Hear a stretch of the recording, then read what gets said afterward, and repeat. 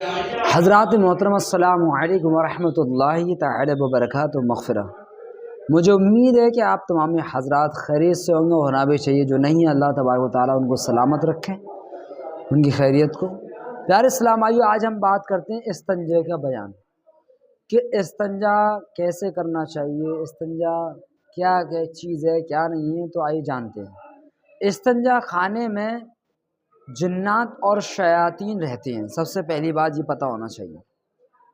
اور اگر جانے سے پہلے بسم اللہ پڑھ لی جائے تو اس کی برکت سے وہ ستر دیکھ نہیں سکتے، وہ اندھے ہو جاتے ہیں۔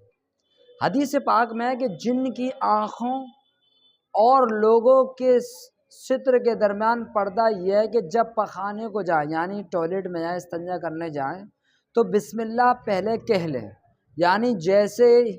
یعنی جیسے دیوار اور پردے لوگوں کی نگاہ کے لیے آڑ بنتے ہیں، ایسے ہی اللہ پاک کا ذکر جنات کی نگاہوں سے آڑ بنے گا۔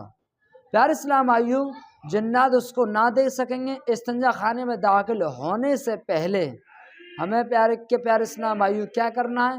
پہلے بسم اللہ پڑھ لیجئے، بلکہ بہتر یہ ہے کہ یہ دعا پڑھ لیجئے اور اول آخر درود شریف بھی پڑھ لیجئے۔ بسم اللہ اللہم انی اعوذ بک من الخبث والخبائث۔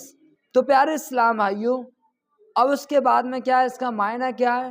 یعنی اللہ کے نام سے شروع، یا اللہ میں گندی اور ناپاک چیزوں سے تیری پناہ مانگتا ہوں۔ اور پیارے اسلام بھائیو، پھر الٹے قدم استنجا خانے میں رکھ دیجئے اور سر ڈھانک کر استنجا کریں۔ ننگے سر استنجا خانے میں داخل ہونا ممنوع ہے۔ بہت سے لوگ کیا ہوتا ہے پیارے اسلام بھائیو، جب استنجے میں جاتے ہیں، بیت الخلاء میں آتے ہیں، تو لوگ کیا کرتے ہیں، بہت سے ٹوپی سر سے اتار دیتے نہیں ہوتی، جانتے نہیں نا، اس لیے تو بتایا گیا ہے کہ اس میں سر ڈھک کر ہی جانی چاہیے، ننگے سر جانے کو ممنوع بتایا گیا ہے۔